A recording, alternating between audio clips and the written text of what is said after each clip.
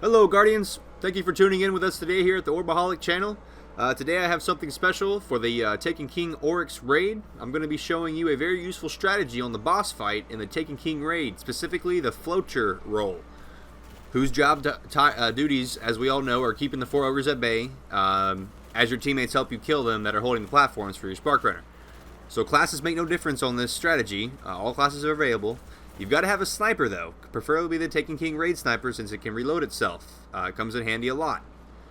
Primary weapons are all preference, but hopefully you're using at least a good value attack weapon, because you will be using your primary for last resort on the ogres for damage. For your heavy, now hear me out here, Guardians. For your heavy, I highly recommend to use the exotic sword. The exotic solar sword in particular, because you're pushing out 3,500 damage times 3 on these ogres, which puts it down to about half life, so that comes in really, really useful to put in a lot of DPS in a short amount of time, especially when it's the raid. You know, you need to be quick about everything. The quicker you are, the easier it's going to be for you and your teammates, and the more badass you look because you kill the ogre fast. The sword comes in handy not only for swiping ogres, but you can also use it to help out the middle, so the guy who slams a spark on the knight can get help from you with the sword, and you can kill the sword guy with 2 swipes. I mean, it's no big deal at all. It's easy with the exotic sword. The only problem is if you run an exotic sword, you can't have the touch of malice anymore. So you need the floater specifically to be running the exotic sword, because he can take the slot for the heavy weapon slot of the exotic sword rather than it being the touch of malice exotic. So that's the exotic sword. I really recommend it. You'll see here as I use it, I usually use about 2 swipes and then back off, because that's about the best strategy that I could come up with. If I did 3 or 4 swipes, I would end up killing the ogre, and then I would be in the black ball. So I'm about to explain what happens if it all goes wrong. I have to warn you of the one thing that makes this strategy not work. If you need to always make sure you are paying attention to the ogre's health, so you know when to back up, so you're not standing right in the middle of the corrupted orb of light as soon as the ogre dies, because that'll corrupt the orb of light and then kill whoever killed the ogre, if it was you or whoever else, and then you got a wipe basically. So you're going to mess up sometimes. You can get stuck on the lip of dirt on the side of the puddle sometimes, or you can have your blink not work properly and you kind of blink right back into him or something. But if you pull this off, it's really impressive. You're really going to impress your fire team here, guys.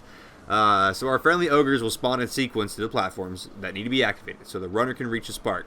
I say there's about a 3 to 6 second delay for each ogre to spawn according to the platform sequence. So if it's the front one, as soon as you walk in the room and it's the totem, the platform first on your left, not the one second on your left, but the first one, that ogre will spawn first on that first left totem.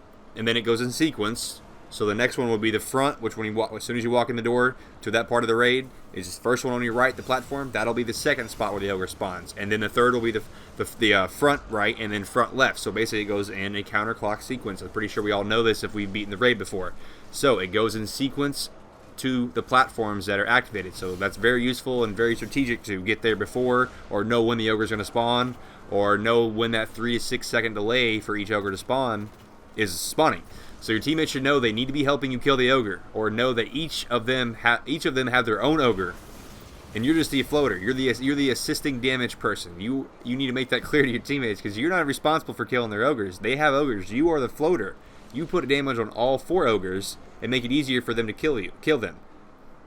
I'm talking your floater guys are easier to take out their ogres. So now you can tell an ogre is going down since your teammates are putting in good damage. Don't be afraid to leave that ogre, because like I said, you're the floater. You're just putting damage on, and then you're leaving. You're making sure it's getting taken care of. So if you can tell your teammates are putting in good damage, and you can know if you look up after you exotic sword them twice, or if you've sniped them because you can't get to the exotic sword, you know to back away and then just go to the next one. Especially if you're running behind, you need to make sure you're doing damage on all the ogres, but not spending all your time on one specific ogre while you leave your third sequence platform guy out to dry with nobody there to help him, but it's just him versus one ogre.